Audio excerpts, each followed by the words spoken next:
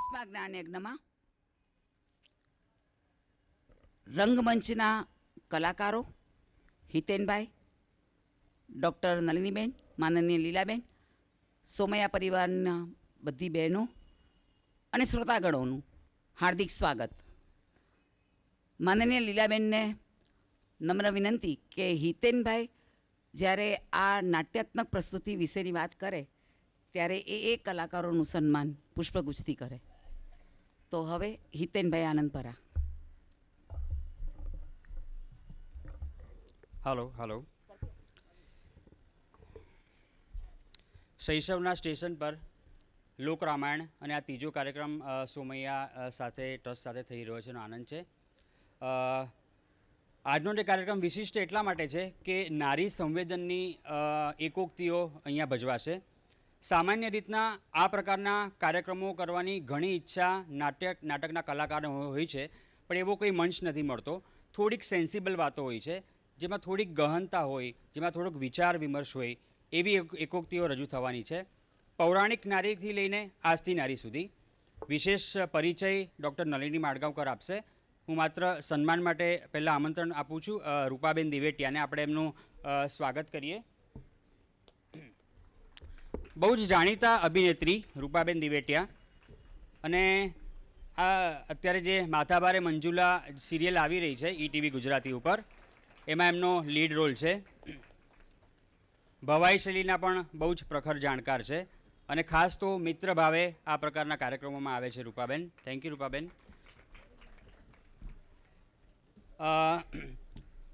બીજા આજના કલાકાર છે સેજલ પોંડા, જે 2 વર્ષ પહેલાં અહીંયા આવ્યા હતા. એમને આમંત્રણ આપું છું. એ પણ આજે એક એકોક્તિ ભજવવાના છે. અત્યારે જે તારી આંખનો અફીણી સિરિયલ આવે છે એના ડાયલોગ રાઇટર છે. મંછા નામનું જે નાટક NCPમાં ઓપન થયું એ પણ એમણે જ લખ્યું છે, અને પરફોર્મ પણ આજે કરવાના છે. ત્રીજા કલાકાર રિંકુ પટેલ મને લાગે છે ડ્રેસ ચેન્જ માટે ગયા છે. હજી એક કલાકાર આવવાના છે, અને આપણી સામે એક કવિયત્રી પણ આવ્યા છે અમેરિકાથી. આપણી સાથે છે મનીષા જોશીને હું વિનંતી કરું છું સ્ટેજ પર આવવાની. મનીષા જોશીનો કાવ્ય સંગ્રહ કંદમૂળ શુક્રવારે ભાઈદાસ હોલમાં રિલીઝ થવાનો છે. 11 કવિયત્રીના કાવ્ય સંગ્રહ બહાર પડે છે, એમાંથી એક મનીષા જોશીનો સંગ્રહ છે.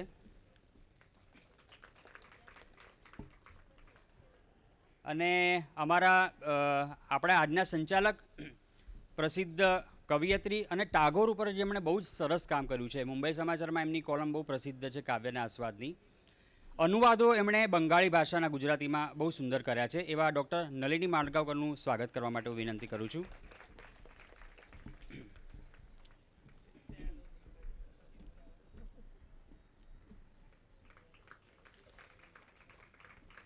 Thank you Naliniben. આમ તો આયોજન મેં કર્યું છે, છતાં પણ મેં એક વિચાર્યું કે કોઈ જેન્ટ્સને સ્ટેજ પર એન્ટ્રી નહીં આપવાની, પણ સુધાબેને કીધું ભાઈ પરિચય આપવો પડશે એક સન્માન માટે, એટલી છૂટ લીધી છે. હવે આપણે કાર્યક્રમ શરૂ કરીએ. એક સાંજ નારીને નામ. હરિઓમ. સામાન્ય રીતે કહેવાતું હોય છે કે પ્રત્યેક નરની સફળતાની પાછળ નારીનો સાથ અને સહકાર છુપાયેલો હોય છે. તો એમ નારીની સફળતાની પાછળ પણ પુરુષનો સાથ અને સહકાર હોય છે. પછી એ પુરુષ પતિ હોય, પુત્ર હોય, પિતા હોય, ભાઈ હોય, કાકા હોય, કોઈ પણ પુરુષ. તો પછી આટલી બધી નારીની સંવેદનાને રજૂ કરવા માટે એક પુરુષ એટલે હિતેનભાઈ તો જરૂરી જ હતા. અને એના માટે મેં એમને કહેલું કે તમે પોતે આ નાટ્યાત્મક પ્રસ્તુતિની પ્રસ્તાવના રજૂ કરો.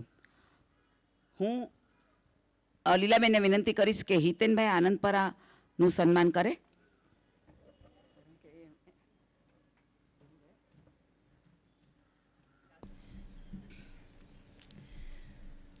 તમારી હરિઓમની આદત છે બોલવાનું, કંઈ પણ ચાલે ને. નમસ્કાર.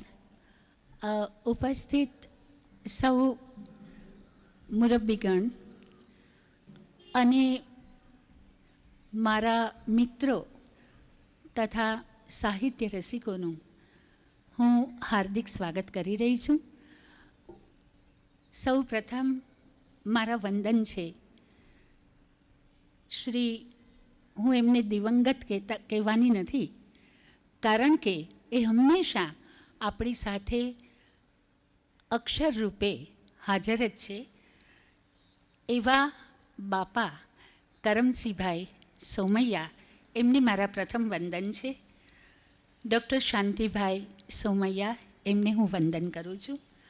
અને આ સતત 25 વર્ષથી જે જ્ઞાન યજ્ઞ એક સાતત્યથી ચાલતો રહ્યો છે, એના કર્ણધાર જેવા શ્રીમતી લીલાબેન કોટક અને સમીરભાઈ સોમૈયાનું પણ હું એમનું વંદન કરીને એમનું સ્વાગત કરું છું.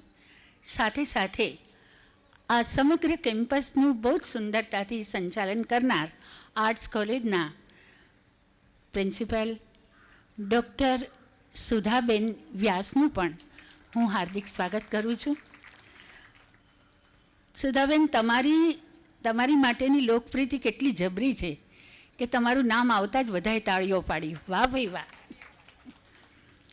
અને આજે આ 25મા વર્ષની એટલે કે રજત જયંતિ વર્ષમાં કવયિત્રીઓને આમંત્રીને, ફક્ત કવયિત્રીઓ જ નહીં પરંતુ એ કવયિત્રીઓ જેવી નારીને મોઢે એકોક્તિ સાંભળવાની એક તક તમારા સૌની જેમ મને પણ મળી, એ માટે હું ખરેખર આયોજકોનો આભાર આગોતરો માની લઉં છું.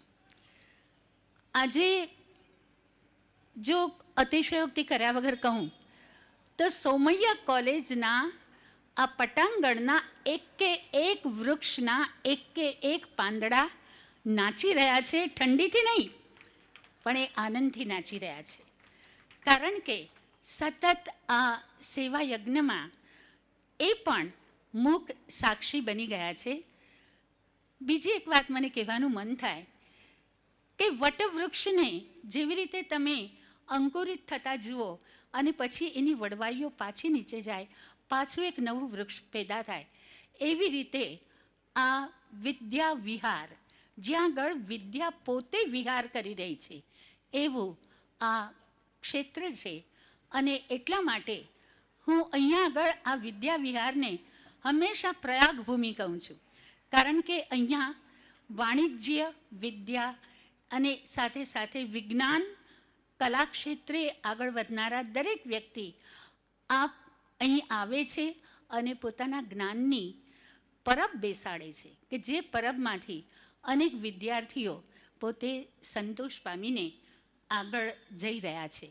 એનું કારણ એક જ છે કે અહીંના સંચાલકોએ કોઈ દિવસ આ વિદ્યાર્થીઓ જ ફક્ત માન્યા નથી. એ શિસ્ત લે છે, પરંતુ સાથે સાથે આ બધા વિદ્યાર્થીઓ સાથેનો એક જે ભાઈચારો છે, જે પરિવારનો પ્રેમ છે, એ પ્રેમ સોમૈયા પરિવાર અને એમની સાથે જોડાયેલા અનેક વ્યક્તિઓ એ કરી રહી છે, એનો મને ખૂબ આનંદ થાય છે. આજે અરે ના, તાળીઓ પાડો સોમૈયાને નામે. આજે નારીનો મહોત્સવ છે. મારે હાજર રહેલી વ્યક્તિઓની નોંધ લેવી નથી કે પ્રેક્ષક ગણમાં નારીઓ વધારે છે કે નર વધારે છે, પરંતુ જેટલી વ્યક્તિઓ હાજર થઈ છે એ બધી વ્યક્તિઓ નારીના કોઈ ને કોઈ ગુણથી આકર્ષાઈને અહીંયા આવી છે. પૃથ્વીની વેદના તમે નારીના હૃદયમાં જોઈ શકશો, અને પૃથ્વીએ પોતાની વેદના એના ભીતર મૂકેલી છે. નારીમાં સ્નેહથી, પોતાના સ્નેહથી કુટુંબને એક કરવાની શક્તિ છે. અને આગળ વધતા કહું તો જેવી રીતે નદીનો પ્રવાહ ધસમસતો આવતો હોય ત્યારે કિનારા આપોઆપ દૂર થઈ જતા હોય છે, મોટા થઈ જતા હોય છે. એવી જ રીતે નારીની શક્તિનો જ્યારે જ્યારે પરિચય મળે છે ત્યારે ત્યારે આ કિનારાઓ પણ જાણે કે આઘા ખસીને એને માર્ગ આપીને આગળ વધવાની તક આપે છે. સૌ પ્રથમ આજે જેમને હું આમંત્રણ આપીશ એ વ્યક્તિથી તમે બધા પરિચિત તો છો જ, પરંતુ એ પહેલાં ખાસ તો સોમૈયા પરિવાર માટે એક વાત કહેવાનું મન થાય છે કે વણકર થઈને વણવાનો પ્રારંભ તો કરો. એકવાર વણકર થઈને વણવાનો પ્રારંભ કરશો તો ઈશ્વર આપમેળે તમને દોરાઓ આપી દેશે. અને એટલા માટે આવા દોરાઓ આ સંસ્થાએ મેળવેલા છે. અને એટલું જ નહીં, એની ભાતીગળ છાપથી પણ આપણે બધા પરિચિત છીએ. આજે હું સર્વપ્રથમ આમંત્રિત કરીશ શ્રીમતી રૂપા દિવેટિયાને. રૂપાબેન દિવેટિયા, તમે જુઓ, દિવેટિયા અને રૂપા, રૂપાની દિવેટ એ કોઈ દિવસ બુઝાતી નથી હોતી. એવી રીતે રૂપાબેનમાં જે કલાના સંસ્કાર છે, કલાની અભિવ્યક્તિ છે, એ અભિવ્યક્તિ આપણને હંમેશા એમના કોઈ પણ એ નાટ્યોક્તિ હોય, એકોક્તિ હોય, નાટ્યોક્તિ હોય કે પછી રંગભૂમિની કોઈ પણ ભૂમિકા તમે એને આપો. આજે રૂપાબેનને આપણે નાનાથી માંડીને મોટી ભૂમિકા બધામાં એમનો પરિચય કરી શક્યા છીએ, કારણ કે એ રૂપાબેન છે. એમની પાસે રૂપાની દિવેટ છે, એમની પાસે સામાન્ય રૂની દિવેટ નથી. તો એવા રૂપાબેન આજે આપણી પાસે જે પાત્રને સાકાર કરશે એ પાત્ર છે ઉર્મિલાનું. ઉર્મિલા, જરાક વિચાર કરવો પડે કે કોણ છે ઉર્મિલા. ઉર્મિલા એ લક્ષ્મણના પત્ની, રામાયણનું પાત્ર, જેને રવિન્દ્રનાથ ટાગોરે કાવ્યમાં ઉપેક્ષિતાને એક પાત્ર તરીકે ગણાવેલી, એવી ઉર્મિલા નવવધૂના રૂપમાં આવી છે. પરંતુ એના ભાગ્યમાં કેવો વિરહ લખાયો છે, 14 વર્ષનો. લક્ષ્મણને તો રામ મળ્યા, પરંતુ ઉર્મિલા એકાંતમાં આંસુ સારીને પોતાની વિરહ વ્યથા સહન કરી રહી છે. એ પાત્રને સાકાર કરશે શ્રીમતી રૂપાબેન દિવેટિયા, જેમણે નાની મોટી ભૂમિકાઓ કરીને, એ ટીવી પરની ભૂમિકા હોય કે રંગભૂમિ પરની હોય, પણ એ નાની મોટી બધી ભૂમિકાઓને કરીને જીવનનું નવનીત પ્રાપ્ત કર્યું છે. એ ફક્ત અભિનેત્રી નથી, એ ફક્ત રંગભૂમિના કલાકાર નથી, પરંતુ એની પાસે જીવનનું એક તાત્પર્ય છે, એક નવનીત છે. હું આમંત્રું છું ઉર્મિલાબેનને પોતાનો અભિનય દર્શાવવા.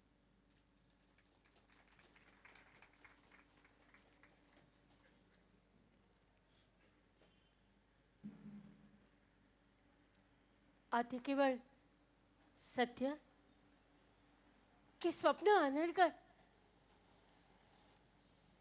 14 વર્ષના વનવાસ પછી તમારા આગમનના સમાચાર જ્યારે મેં દૂત પાસેથી સાંભળ્યા, ત્યારે મારું હૈયું મારા હાથમાં નથી રહ્યું. અચાનક એને ધબકવાનું યાદ આવી ગયું છે. દોડીને તમારી પાસે આવવા ઝંખે છે. અરે બાવરી ઉર્મિલા, 14 વર્ષ ઓશિકાના સથવારે રાતોની રાતો કાઢ્યા પછી હવે આટલી ઘડીનો પણ તું સહન નથી કરી શકતી? પ્રત્યેક ક્ષણ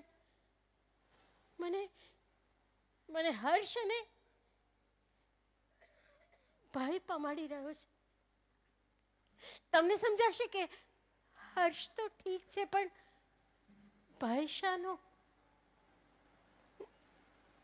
આંગળીના વેડે ગળી છે કાય એટલા શ્વાસોને લઈને જીવતો આ દેહ ક્યાંક સ્વામીના દર્શન પામીને ધરણી ઉપર ઢળી તો નહીં જાય ને? યાદ છે 14 વર્ષ પહેલાની એ વાત, જ્યારે અયોધ્યા નગરીમાંથી તમારા ત્રણેયની વિદાય થતી હતી. ત્યારે જેમ એક સૂર્ય ઝાકળ બિંદુઓમાં હજારો સૂર્યોનો ભ્રાસ કરાવે, એવી રીતે મારા અશ્રુઓમાં તમારી છબી તરવરતી હતી. તમારા છેલ્લા દર્શન પામવા માટે મારું હૈયું નગરના સૌથી ઊંચા વૃક્ષે જઈને બેઠું. અને તમારી નિરાકાર થતી આકૃતિને હૈયામાં લગાવી રાખી. આજે પણ એ વૃક્ષ નગર પાસે એમનું એમ અડીકમ ઊભું છે. પણ તમને આજની અયોધ્યા નગરીની શું વાત કરું? નવવધુની જેમ એણે શોળે શણગાર સજ્યા છે. ગવાક્ષો પરના દીવડાઓ તમારી પ્રતીક્ષા કરી રહ્યા છે. અને માતા કૌશલ્યા એ તો સંધ્યા ટાણેથી આરતીની થાળી હાથમાં લઈ અને સમયને જલ્દી જવા માટે વિનંતી કરી રહ્યા છે. માતાનો આ ચહેરો જોઉં છું ને ત્યારે યાદ આવે છે એ કાળ રાત્રિ. ભરતજી ખાલી હાથે પાછા ફર્યા અને રામજીની પાદુકા માતાના હાથમાં સોંપી ત્યારે માતાએ હસે ચાપી અને ધ્રુસકે ને ધ્રુસકે રડી પડ્યા હતા. પણ મને તો ભરતજી પર વિશ્વાસ હતો. દૂરથી આવતા સંયમમાં હું તમને શોધી રહી હતી.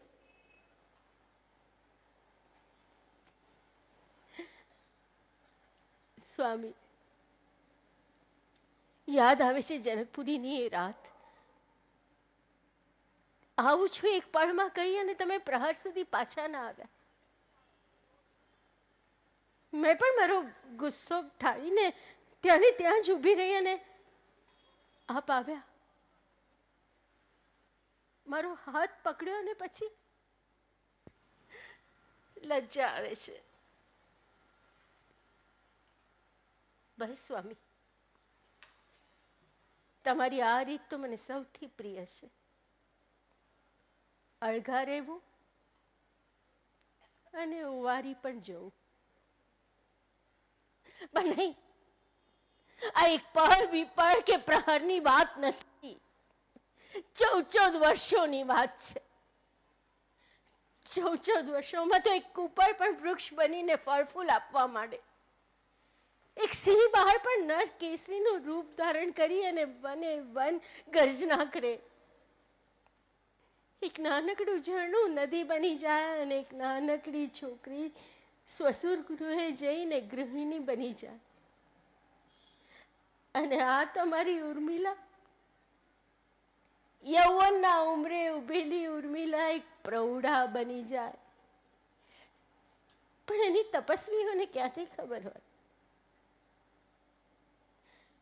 રાતોની રાતો સપના જોઈ અને મેં મારા હાથે એનો અગ્નિદાહ આપ્યો છે. પણ એની તપસ્વીઓને ક્યાંથી જાણ? ગવા સન્મુખ બેસી અને કેટલાય રાતો તમારી સાથે થયેલી વાતચીતને મેં વાગોળી છે. યાદ છે વિદાય વેળાએ મેં તમારી પાસેથી વચન લીધું હતું કે આજ પછી શ્રી રામ અને માતાની સેવા એ જ તમારો ધર્મ. બીજી કોઈ વાત મનમાં નહીં આણતા. મન પર પથ્થર મૂકીને કહેલું કે ઉર્મિલાને પણ યાદ નહીં કરતા, હૈયાનો ભાર નહીં વધારતા. તમે પણ મારી પાસેથી વચન લીધું હતું કે ઉર્મિલા, આજ પછી પિતાશ્રી અને ત્રણેય માતાઓને સેવા કરવું એ જ તમારો ધર્મ, એ જ તમારો જીવન. હાલ પૂરતું તો નિયતિએ આપણા સહજીવનનો સમય પૂરો કર્યો છે. પણ એ હાલ આવા હાલ હવાલ કરી નાખશે એની મને કલ્પના સુદ્ધા નહોતી. 14 વર્ષ. સ્વામી, હા, 14 વર્ષ પહેલા વિદાય થતી વેળાએ તમે મને એક દર્પણ આપેલું. આ દર્પણ રાખો. એ એ જ તમારી એકલતાનું સાથી બની રહેશે. તમારી હૈયા વરાળ એને કહેજો તો એકલતા નહીં નડે. રે દર્પણ, 14 વર્ષથી તું જ મારી એકલતાનો સાથી, તું જ મારા હૈયાનો ભાવ સમજી શક્યો છે. પણ જોજે, સ્વામી આવે ને તો ક્યાંક મારા અશ્રુ અને હૈયા વરાળ એમને દઝાડી ના જાય એનું ધ્યાન રાખજે. 14 વર્ષના આપણા સાથ પાસેથી હું આટલી અપેક્ષા તો રાખી શકું ને દર્પણ? નહીં, મને વર્ષોની બીક નહીં બતાવો. જાણું છું મારા સ્વામી દર્ભની સેજ પર સૂતા તો હું પણ ક્યાં, હું પણ સેજ છોડી અને ભોંય પર તમારા સ્વપ્ના લઈ અને અર્ધ મીચેલી આંખે પડી રહી 14 વર્ષ. તમે તો વન ગયા, માતા સીતાની સેવા કરી, રામજીની સેવા કરી, યુદ્ધ કર્યું, તમારા ભાતૃ યજ્ઞનો જય જયકાર થયો. પણ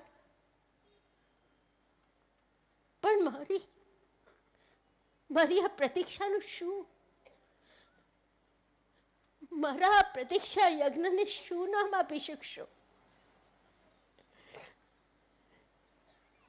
જટાઓ સ્વામી, હવા ઉપર ટકેલી મારી આ કાયા એક લેરખીથી પણ પડી જશે. હવે તો માત્ર તમારા દર્શન એ જ મારું જીવન. હવે તો મારા સ્વપ્ન પણ ખૂટી ગયા છે. સ્વામી જટાઓ, જટાઓ.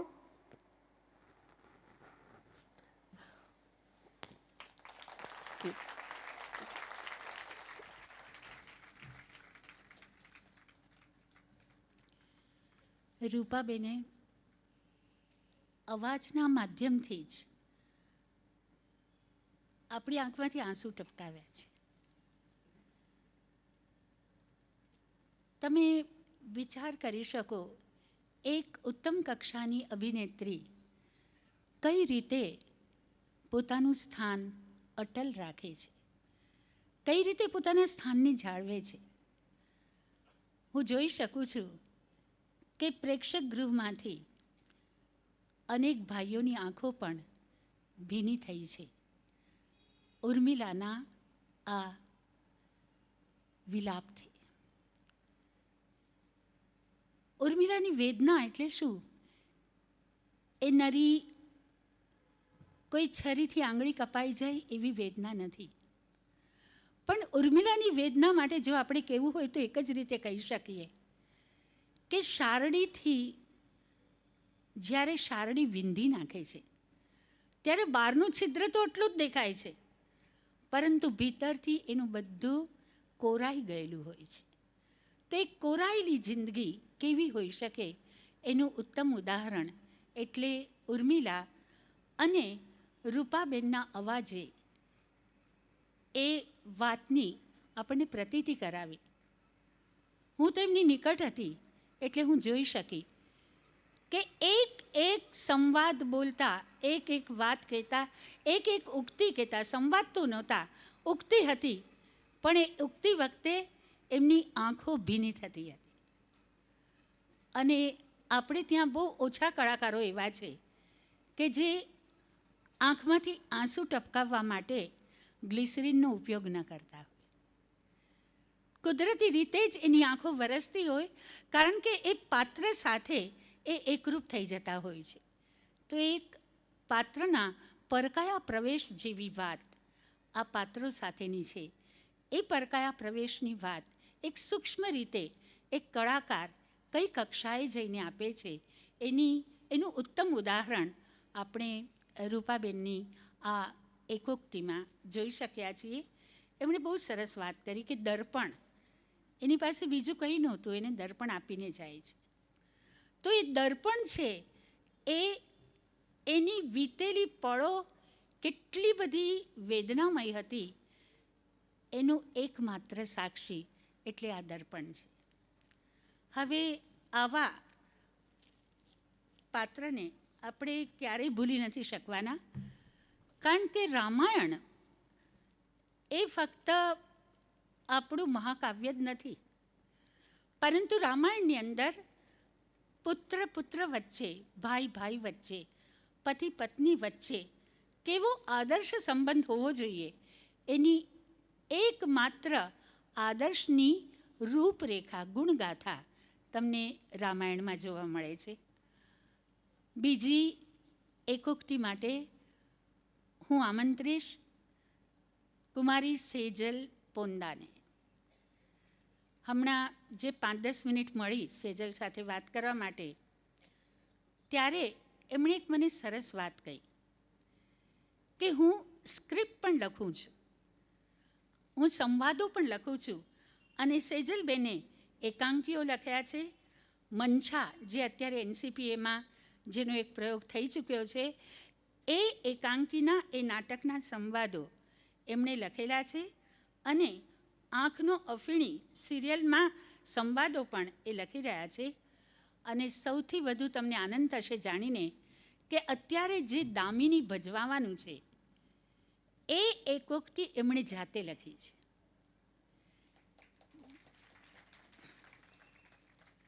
આ દામિની એટલે બીજી કોઈ નથી, પરંતુ થોડા મહિનાઓ પહેલાં જેમણે દિલ્હીમાં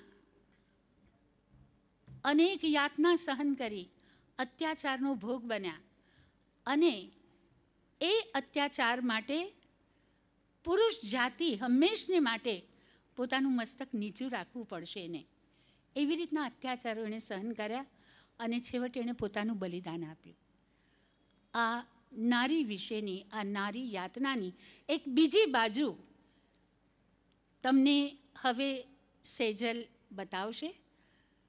સેજલે એક હમણાં બહુ થોડા વખત પહેલાં એક પુસ્તક બહાર પાડ્યું, જે પુસ્તકનું સંપાદન અને એની મુલાકાત આ બંને એમણે લીધેલા. નામ હતું શૈશવના સ્ટેશન પર. શૈશવના સ્ટેશન પર વિહાર કરનારા અને આપણને પણ કરાવનારા એવા આ સેજલ પોંદા છે. ખખડધજ કાટ લાગેલી જૂની બિસ્માર પેટીમાં, ખખડધજ કાટ લાગેલી જૂની બિસ્માર પેટીમાં ખજાનો શોધવા બેસો અને બચપણ મળી આવે. તો એ રીતે આપણું જે બચપણ ક્યારેય ખોવાતું નથી, એને આપણે ખૂબ સાચવીને રાખ્યું છે, એને યાદ કરવાનું છે, પાછું લઈ આવવાનું છે. તો શૈશવના સ્ટેશનમાં એમણે આવું જ વિહાર આપણને કરાવ્યો છે. અનેક દિગ્દર્શકો અને નિર્માતાઓ આ શૈશવના સ્ટેશનમાં પોતાના બાલ્યકાળને ફરી પાછો જીવતો કરે છે. રંગભૂમિના કલાકારો પણ છે. આ પુસ્તક માટે હું સેજલબેનને અભિનંદન આપું છું, અને હવે એમને તખ્તા પર આમંત્રું છું. કુમારી સેજલ પોંદા, आओ. कभी डर लगता है अपने लड़की होने पर, जिंदगी न जाने कितने हादसों में बिखर जाएगी.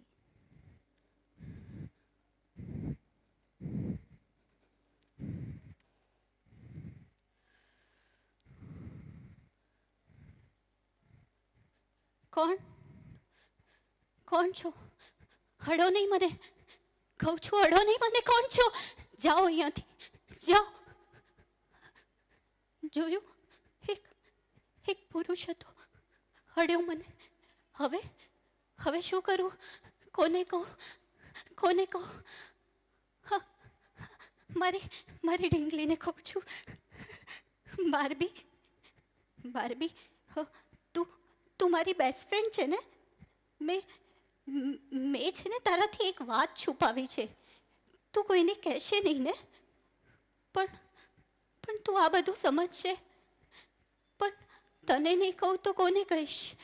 હા, અંધારા ઓરડામાં બીજું છે કોણ જે મારી વાતને સમજે? અંધારું. તને ખબર છે, મને અંધારાથી બહુ ડર લાગે છે.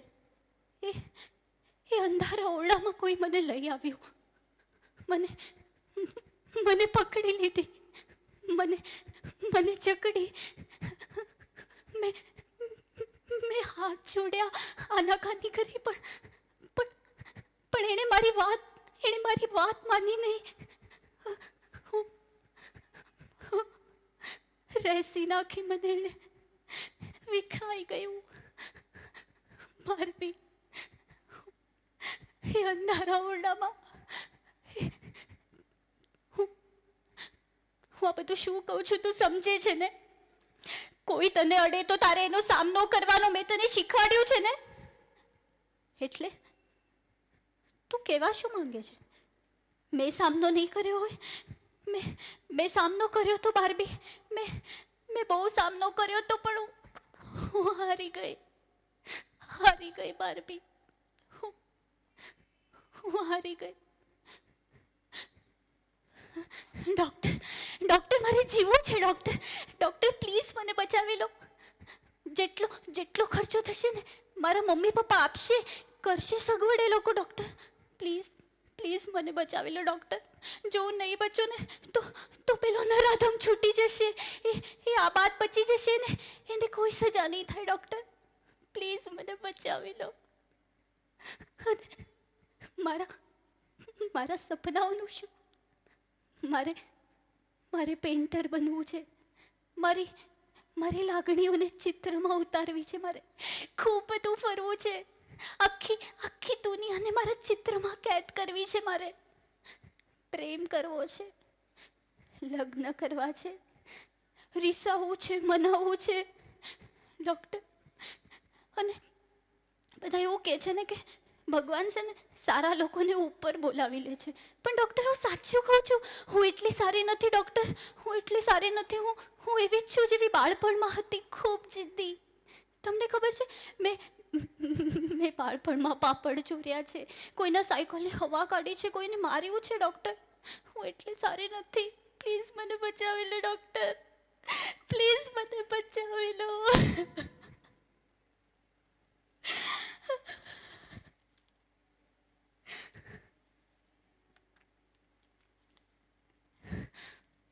આમ શું જુઓ છો? ઓળખો છો ને મને?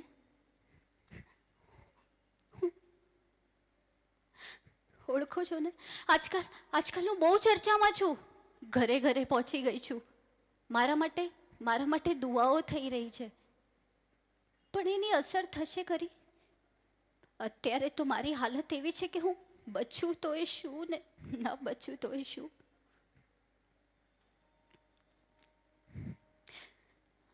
આ પુરુષને પણ ભગવાને જ સર્જ્યો છે ને? શંકા છે મને. પણ એ જન્મે તો છે સ્ત્રીમાંથી. એક સ્ત્રીમાંથી જન્મેલો પુરુષ બીજી સ્ત્રીનો ભાવ બગાડી નાખે છે. કેમ? શું ખૂટે છે એનામાં? એ નાનો હોય છે ત્યારે કેટલો વાલો લાગે છે. એને પ્રેમ અને સંસ્કાર અપાય છે. તો પછી મોટો થયા પછી કેમ જાનવર બની જાય છે?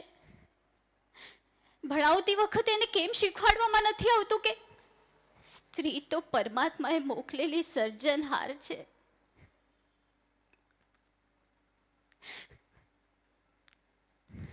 ડૉક્ટર, અત્યારે મારી અંદર એટલા પ્રશ્નો ચાલે છે, પણ મારે જીવવું છે. ડૉક્ટર પ્લીઝ મને બચાવી લો. પ્લીઝ ડૉક્ટર મને બચાવી લો. પ્લીઝ.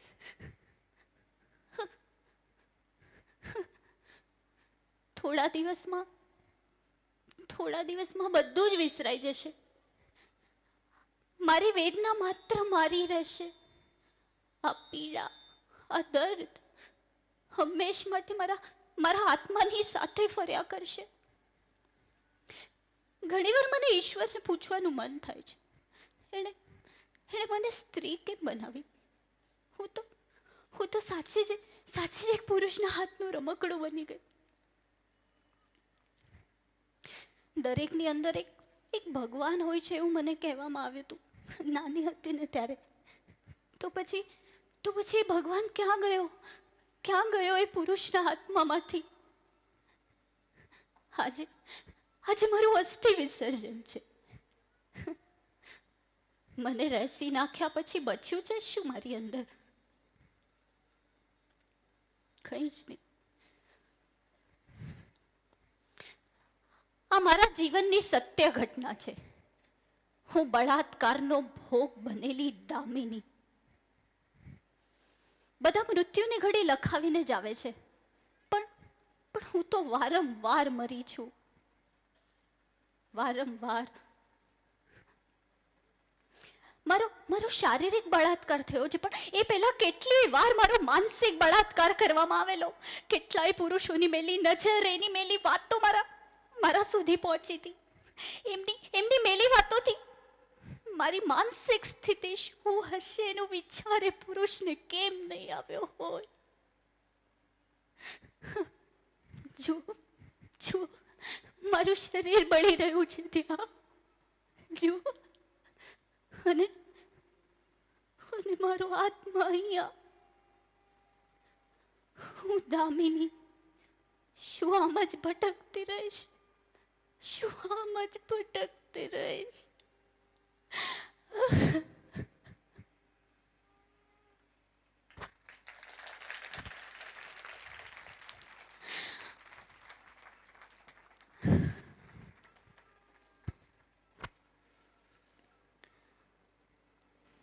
આપણે કોઈ દિવસ વિચાર કર્યો છે કે દેહ તો બોલી શકે, દેહ ઉપર થયેલા જુલ્મો પણ બોલી શકે છે, પરંતુ આત્મા બોલે તો શું થાય? કારણ કે આત્મા પરની જે વ્યથા છે, આત્મા પરનો જે આઘાત છે, એ આઘાત દેહના આઘાત કરતાં કેટલોય મોટો છે. દેહનો આઘાત તો રૂઝાઈ પણ શકે છે, પરંતુ આત્માનો આઘાત ક્યારેય રૂઝાઈ નથી શકતો. સેજલબેને બહુ સુંદર રીતે દામિનીના પાત્રને બોલવા દીધું. એ દામિની નહોતી બોલતી, પરંતુ એનો આત્મા કહી રહ્યો હતો. પણ એ જે પ્રશ્નો ફેંકાતા હતા, એ પ્રશ્નો આજ પછી સદીઓ સુધી પણ એવા ને એવા જ રહેવાના છે, જ્યાં સુધી આવા બનાવો બનતા રહેશે આપણા સમાજની અંદર, ત્યાં સુધી આ રીતે અનેક દામિનીઓ સામે આવીને પ્રશ્નો પૂછતી રહેશે અને પોતાની કરુણતા વ્યક્ત કરતી રહેશે.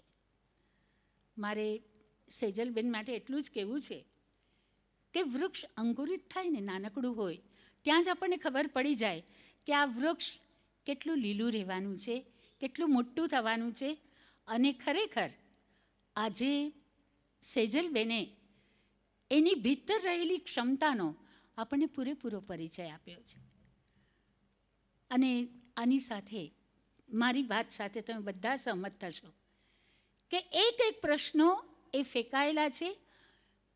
પહેલી વાત તો વ્યક્તિગત હતી, જેમાં તમે બહુ સરસ રીતે ઉર્મિલાની વાતને સાંભળી. એની ભૂમિકા પણ આપણી પાસે હતી, પરંતુ દામિનીની વાત એ વ્યક્તિગત વાત નથી, એ સમાજને ફેંકાયેલો એક સ્ત્રી જાતિનો પડકાર છે કે સ્ત્રીએ કઈ રીતે જીવવાનું છે. જો આ જ રીતે અત્યાચારો થતા રહેશે તો અત્યાચારોને સહન કરવા કે પછી એનો સામનો કરવો? એનો સામનો કઈ રીતે કરવો?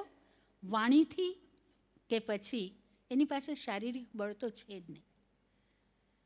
ઘરોઘરમાં કેટલી દામિનીઓ અત્યારે સબળી રહી છે, ઘરોઘરમાં, અને કેટલા પ્રહારો સહન કરી રહી છે, છતાં એ કોઈ દામિની બનીને સામે આવતી નથી. આજે સેજલબેને અનેક પ્રશ્નો આપણી સામે મૂક્યા છે, અને સૌથી વધુ તો એમણે બાર્બી ડોલની વાત કરી. દરેક કન્યા મોટી થાય ને ત્યારે બાર્બી ડોલ જ હોય છે. એની પાસે એના સપનાઓ હોય છે, એની પાસે એવા સપનાઓ હોય છે કે જે બોલકા છે, એને પળે પળે જીવવું હોય છે. આ દામિની છે, જે દામિની પળે પળ જીવન ઈચ્છે છે, એ જીવવા માગે છે, અને તે છતાં સમાજ એને અકાળે એનું મૃત્યુ લઈ આવતો હોય છે. અને એટલા માટે એમણે એક સ્પષ્ટતા બહુ સુંદર કરી કે ક્ષણે ક્ષણે હું મરી છું, ક્ષણે ક્ષણે મારી ઉપર, મારા દેહ પર પેલા બાણ ફેંકાતા રહ્યા અને મારી સામે જોતા રહ્યા છે. હવે પછી હું આમંત્રિત કરીશ શ્રીમતી મંજરી મજુમદાર, જે મંજરી જ નથી, ડૉક્ટર મંજરી મજુમદાર છે.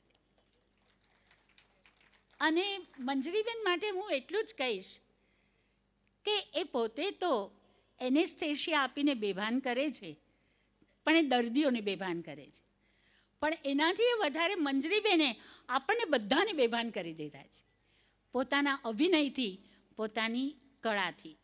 મંજરીબેનનો પરિચય તમે ગયા વર્ષે લીધો જ છે, એટલે હું એમને માટે કહીશ કે એમની પાસે આજે ગંગા સ્વરૂપ ગુલાબ દોશી એ પાત્ર લઈને આવે છે. અને એ પણ ક્યાંનું પાત્ર છે? ધનસુખલાલ મહેતા અને જ્યોતિન્દ્ર દવે, આ બંને મળીને એક સહિયારું પરાક્રમ કરેલું, અને એનું નામ હતું અમે બધા. અને અમે બધા એ પુસ્તક સ્મૃતિલેખોનું પુસ્તક છે. પણ એનાથી વધારે મજા શું છે ખબર છે? કે સુરતી લાલાનું જમણ. પાણી આવે જ ને મોઢામાં. સુરતી લાલાનું જમણ અને સુરતી લાલાની વાણી, એને કોઈ જીતી નહીં શકે. જો આજ તાળીઓ મારનારા નક્કી સુરતી હશે. અને એટલા માટે એમ કહું કે વાણી બોલવી અને જીભનો રસ લેવો, એ બંનેમાં માધ્યમ હોય તો આપણું જીભ જ છે. અને એ માધ્યમ તરીકે જીભ જે કામ કરે છે એનો વધુ સુંદર પરિચય આપણને જ્યોતિન્દ્ર દવે અને ધનસુખલાલ મહેતાએ, એમણે જે વાણીના પ્રયોગો કર્યા છે આ પુસ્તકમાં, અદ્ભુત છે. જ્યોતિન્દ્ર દવે માટે તો એમ કહેવાય છે કે જો કોઈ માણસ એકલો એકલો હસતો હોય તો એ હસતા માણસને તમે ગાંડો સમજવાની ભૂલ નહીં કરતા. તમે જરા પાસે જજો અને જોજો કે એના ખોળામાં જ્યોતિન્દ્ર દવેનું પુસ્તક તો નથી ને. અને એટલા માટે જ્યોતિન્દ્ર દવે એ પોતે કહેતા કે હું ઊભો રહું ને ત્યારે હું કંઈ બોલું નહીં, પણ મારી ઊંચાઈ, મારી પહોળાઈ તો હતી જ નહીં, પણ ઊંચાઈ જોઈને, મારા માથે ટોપી જોઈને, મારો ડગલો જોઈને હું ઊભો રહું ને લોકો હશે. તો એ જે નર્મ મર્મ છે, એ માર્મિક બૌદ્ધિક હાસ્ય છે, એ હાસ્ય આપણને જ્યોતિન્દ્ર દવે આપ્યું. અને એના પછી જેમ કહેવું પડે કે પુરા કવિનામ ગણનામ પ્રસંગે કનિષ્ઠિકા તિષ્ઠતિ કાલિદાસ. આ ટચલી આંગળીએથી ગણવાની શરૂઆત કરીએ તો પહેલું નામ કાલિદાસનું આવતું, પણ પછી બીજું કોઈ નામ આવ્યું નહીં, એટલે આ આંગળીનું નામ અનામિકા પડી ગયું. એ જ વાત આપણે જ્યોતિન્દ્ર દવે માટે કહી શકીએ. અત્યારે ઘણા હાસ્ય, જેને કહે કે હાસ્યરસના લેખકો, સર્જકો આપણી પાસે છે, પરંતુ એમાંની કોઈ પણ વ્યક્તિ આજે જ્યોતિન્દ્ર દવેની તોલે આવેલી નથી. એ વામને વિરાટનું રૂપ ધારણ કર્યું છે, અને એ વિરાટ એવો છે કે એને કોઈ નહીં પહોંચી શકે. તો હું મંજરીબેનને આમંત્રિત કરું છું, અને એમના વિશે થોડીક વાતો મારે હજી કરવી છે. એ એમની ભૂમિકા પૂરી થઈ જાય પછી હું કરીશ. ડૉક્ટર મંજરી મજુમદાર.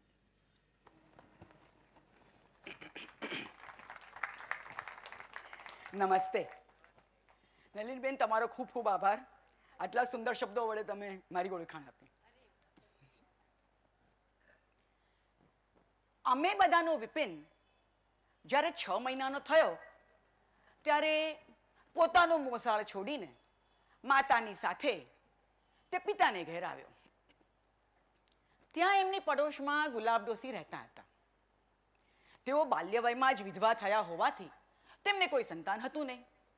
તેથી તેમનો બધો જ વાત્સલ્ય ભાવ આ નાનકડા વિપિન ઉપર ઉતર્યો. વિપિનની બાલ્યાવસ્થાનો બધો બોજો તેમણે ઉપાડી લીધો. ડોસી પોતાને ઘેર તો માત્ર જમવાનું અને સૂવાનું જ રાખતા, બાકીનો બધો જ સમય તેઓ નાનકડા વિપિનને ઘેર ગાળતા. ડોસીનો ઠસ્સો ભારે હતો. જાતના તે સોની હતા ને જુવાનીમાં હું તો સોના રણ સે લાણી ભલભલાનું કરતી પાણી એ નાટકની પંક્તિને યથાર્થાક્ષર કરી બતાવી હશે તેમ લાગતું. તેમ છતાં તેમનું ચારિત્ર્ય નિષ્કલંક રહ્યું હતું અને એ વાતનો તેમને ગર્વ પણ ભારે હતો. શિથિલ ચારિત્રને માટે જાણીતી થયેલી 2-4 વ્યક્તિઓના નામ લઈને તેઓ ઘણીવાર કહેતા, તો હું તે જોઈને પેલી ગુલબી કે રૂકમણી કોઈ ભાઈડો મારી આમ ઊંચી આંખે જોયે હનો એના દોડ હાથને ફોડી નાખો. નહીં તારે. વૃદ્ધ વયમાં પણ ડોશીના દાંત અને જીભ સશક્ત રહ્યા હતા અને તેઓ બંને હંમેશા પ્રવૃત્ત જ રહેતા. કાં તો ડોશી બોલતા હોય, કાં તો પછી તેઓ ચાવતા હોય, અથવા તો બોલતા બોલતા ચાવતા હોય કે પછી ચાવતા ચાવતા બોલતા હોય.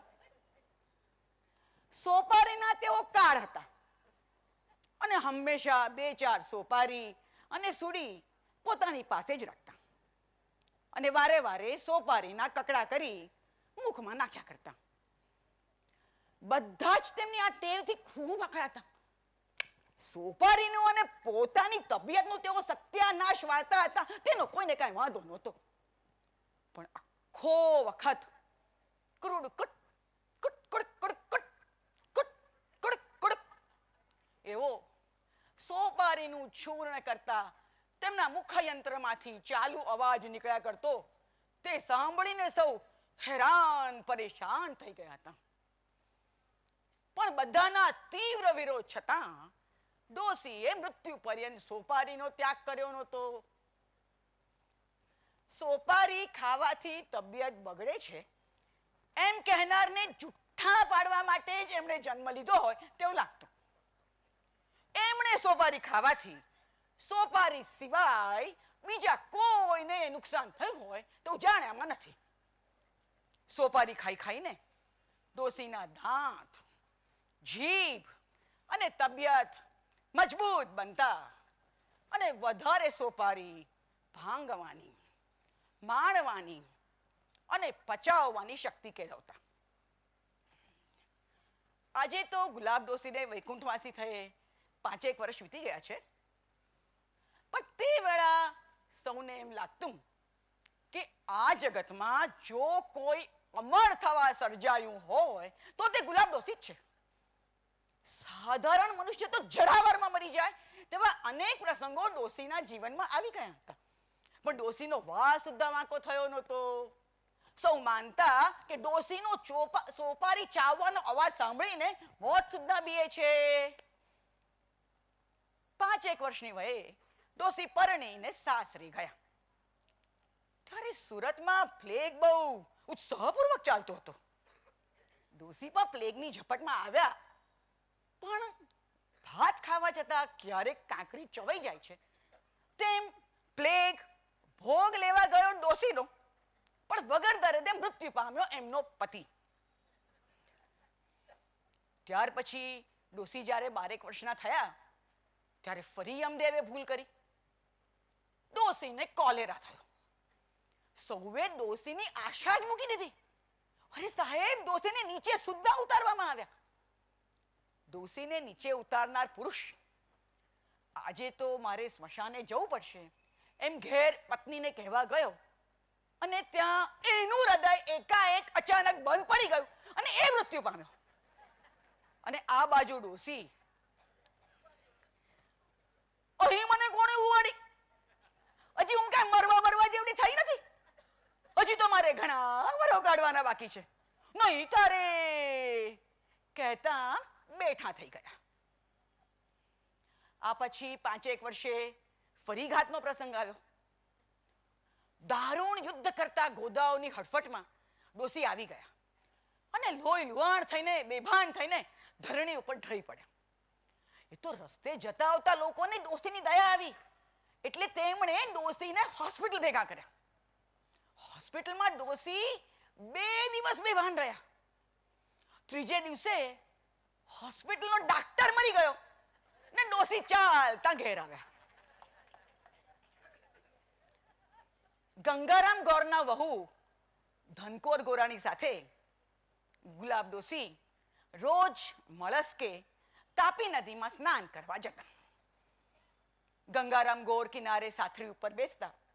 ડોસી તેમને મહિને 2 મહિને પૈસાની દક્ષિણા આપતા અને આમ ડોસી દાન અને સ્નાનના પુણ્યનો સંચય કરતા.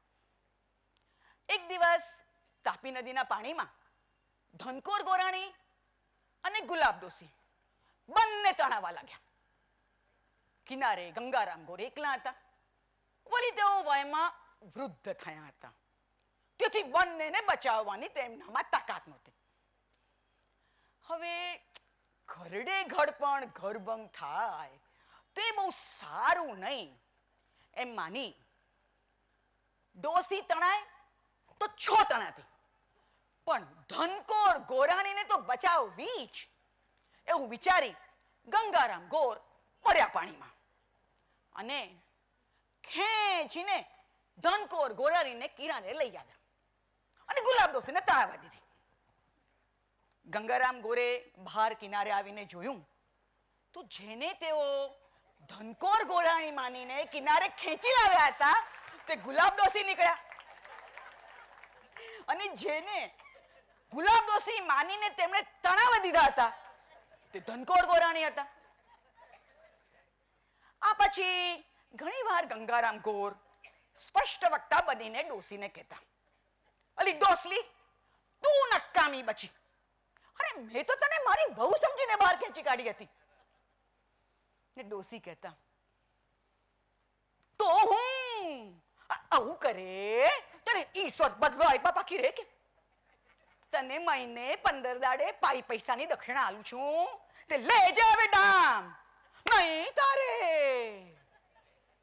તોય ડોસી ગંગારામ ગોરને મહિને 2 મહિને પૈસાની દક્ષિણા આપ્યા કરતા. આમ જ્યારે જ્યારે ગુલાબ ડોસીની કોઈ પણ ઘાત જતી ત્યારે હંમેશા તેમને કાંઈ થતું નહીં, પણ તેમની આજુબાજુનો આસપાસનો કોઈક સાજો તાજો માણસ એકાએક અચાનક પરલોક પ્રાણ આદરતો. તેથી ગુલાબ ડોસીને કંઈ પણ થતું ત્યારે આખો મહોલ્લો ઉશ્કેરાઈ જતો અને મહોલ્લાનો દરેક માણસ કાં તો પોતાની પ્રિયમાં પ્રિય વ્યક્તિ મરી જશે તેવા ભયથી છળ્યો રહેતો. આથી ગુલાબ ડોસી મરે તેમાં કોઈને કઈ સ્નાન સુધક નહોતું, પણ ડોસીને કાંઈ પણ ન થાય, તેમનો વાળ સુદ્ધા વાંકો ન થાય તેની કાળજી લેવા મહોલ્લાનો પ્રત્યેક માણસ કટિબદ્ધ રહેતો અને ડોસીનું કોઈ પણ પ્રકારનું કશું જોખમ ખેડવા દેતો નહીં.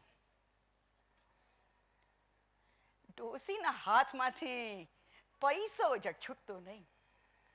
શાકભાજી વાળીઓ, મજૂરણો અને ફેરિયાઓ સાથે ભાવ તાલ માટે રકઝક કરવી એ ડોસીનો પ્રિય વ્યવસાય હતો.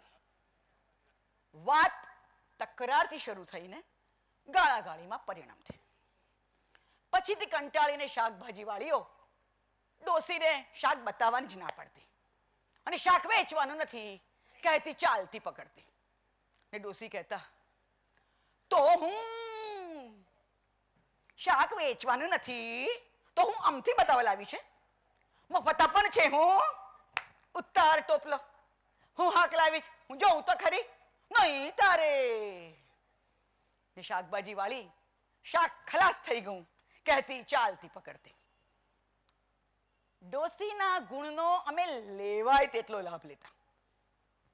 બજારમાં મજૂરીનો ભાવ નક્કી કર્યા પછી ઘરે આવ્યા બાદ અમે ડોસીને કહેતા, જુઓ ને આ મજૂરીના આપણા કેટલા ભાવ વધી ગયા છે. આવડામથા બોજાના 2 દોડિયા માંગે છે. કે છલાંગ મારી ડોસી મજૂરણની સામે જતા. તો હું ગામમાં મજૂરોનો દુકાળ પડ્યો કે નહીં કે તું આવડામથા ફૂલ જેવા બોજાના 2 હવાકા માંગવા નીકળી. હાલી બાઈ શર્મા કઈ શર્મા જરી શર્મા, નહીં તારે. એમ કહીને ગુલાબ ડોસી મજૂરણને 2 પૈસા આપતા. છણકો કરી મજૂરણ કહેતી, તો લેહસ તો નહીં લે તો ક્યાં જશે? કે બાપ બંડેવીને ઘરે માલ નથી મૂકી જતી કે મફત મૂકી જશે? રગજગ ખૂબ જામતી, ટૂંકાર અને ગાળાગાળીની છોડો ઉછળતી. પણ આખરે અજીત મનાતી સુરતની મજૂરણ 2 પૈસાને બદલે 1 પૈસો લઈને અઘોર થાય તને એવો ડોસીને સરપાવ આપીને હારીને થાકીને પાછી જતી. ને ડોસી વાલમો હોય એક આખો હવાકો લઈ ગઈ. અરે મુઈ લૂંટવા આવે છે, ઉપરથી ગાળો દે છે, નહીં તારે એમ સશોક વદને ઉચ્ચારતા. કોણ જાણે કેમ પણ ગુલાબ ડોસીને અને વિપિનના શોભા દાદીને 12મો ચંદ્રમાં હતો.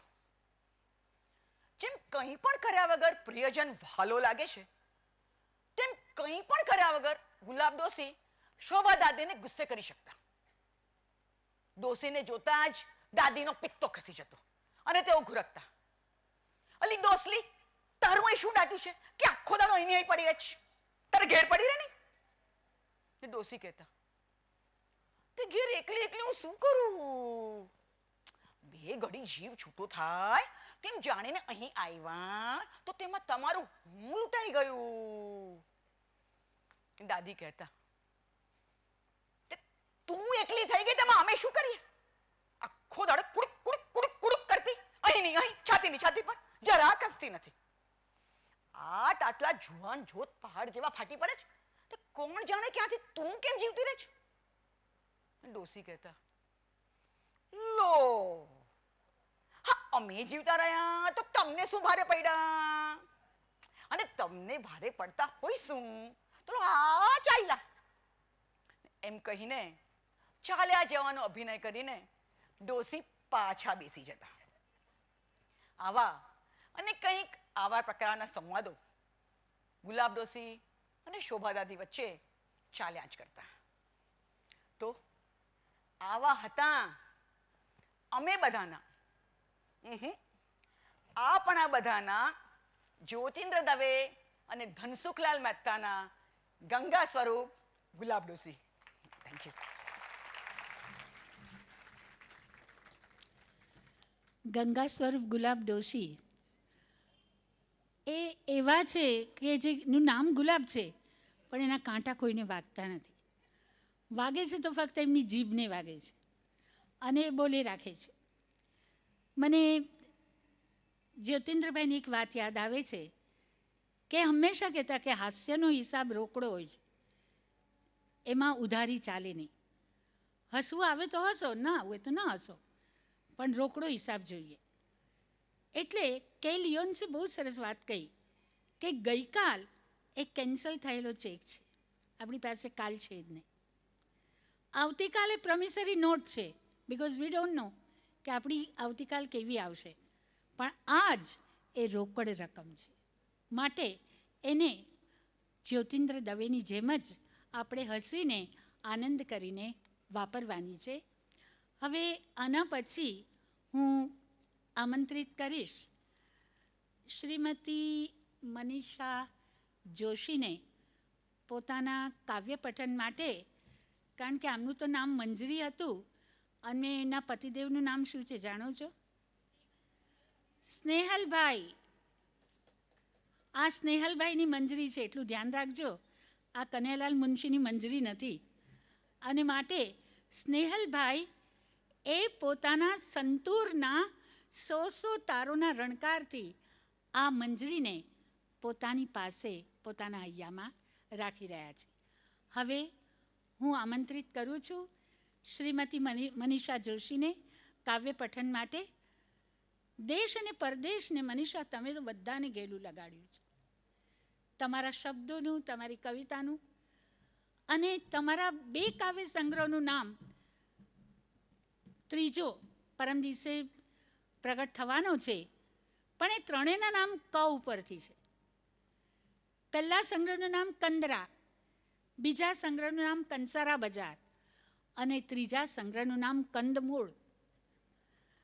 હવે ખબર નથી કે મનીષા તમને કક્કો વધારે ગમે છે માની લઉં, પણ તમે કથી આગળ વધવાનો પ્રયત્ન નથી કરતા. તમે ક સાથે જ તમારી મૈત્રી સાચવીને રાખી છે, કારણ કે ક સાથે જ કમનીયતા જોડાયેલી છે. તો અને આ એવા કવયિત્રી છે કે જે પોતાની કવિતામાં કંદરા અને કંસારા બજારમાં જુઓ તો બંનેમાં અવાજ તો હોય જ, પણ એ અવાજને સરસ ઘાટ આપનારા કવયિત્રી છે. એના પ્રતીકો જુદા, એના અલંકરણો પણ જુદા, અને એ સાથે એમણે બજારના અવાજને પણ એક નવો ઘાટ આપ્યો છે પોતાના કાવ્ય સંગ્રહમાં. તો હું એ સંવેદનો કેટલા વેશ પલટા કરીને કવિતામાં ઉતરી આવે છે એનો આનંદ આજે આપણે લઈશું. મનીષા જોશી.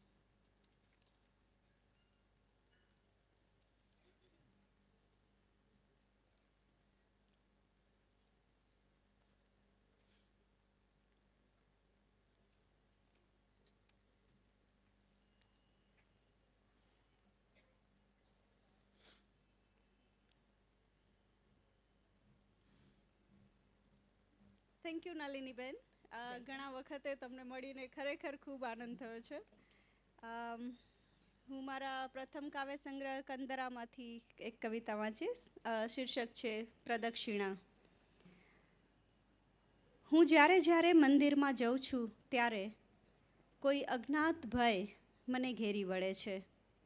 મને લાગે છે કે બધા જ દેવોના બધા જ વાહનો મને મારવા આવી રહ્યા છે. વાઘ, નાગ, કાચબો, ગરુડ, માછલું. પૂજારી ત્રિકાળ જ્ઞાનીની જેમ મને જોઈને હસે છે. પ્રસાદમાં ચપટી સિંદૂર આપે છે. હું મૂંગી અવાક થઈ જાઉં છું. મંદિરની દિવાલોના પ્રાચીન શાંત પથ્થરો જાણે કે કોઈ ઊંચા પર્વત પરથી ગબડતા ભારેખમ પથરાઓ હોય એમ મારી તરફ ધસી આવતા લાગે છે. હું જીવ બચાવતી દોડું છું. મંદિરની દિવાલો ફરતી પ્રદક્ષિણા કરું છું. મંદિરના લીસ્સા આરસપાણમાં મને ઠેસ વાગે છે. હું પડી જાઉં છું. માથું ઝૂકી જાય છે મૂર્તિ આગળ, અને પેલા ગબડતા પથરાઓ નીચે ચૂંદાઈ જાઉં છું. હું પણ એક પથ્થર બની જાઉં છું નવા જન્મમાં. મને કોઈ પણ એક આકાર આપી દેવામાં આવે છે. હવનની કુંડીનો, શંકરના લિંગનો, કળશનો, ઘંટારવનો, સ્તોત્રનો, આરતીની થાળીનો, ધૂપનો, પગલાંનો, પુરાણનો, દક્ષિણાનો. હું મંદિરની બહાર જ નથી નીકળી શકતી.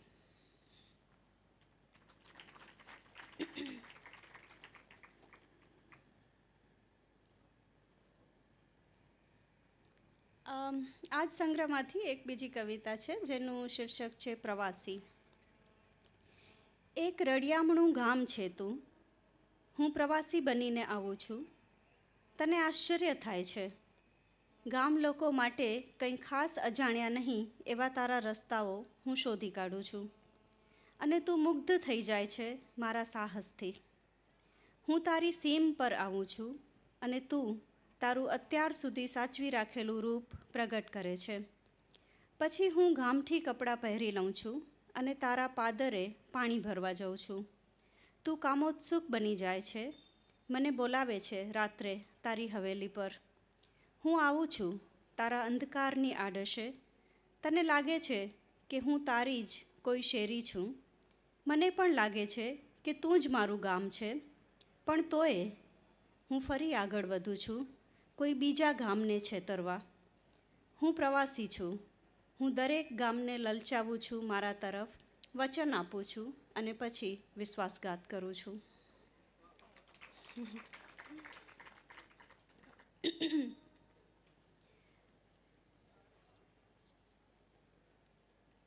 મારો બીજો કાવ્ય સંગ્રહ કંસારા બજાર, એમાંથી એક કવિતા વાંચીશ.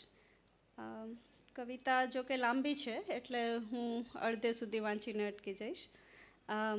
કાવ્યનું શીર્ષક છે કંસારા બજાર, મારો જન્મ કચ્છમાં થયો, માંડવીની બાજુના ગોધરા ગામમાં. એટલે માંડવી સાથે નાનપણની જે સ્મૃતિઓ સંકળાયેલી છે એની આ કવિતા છે.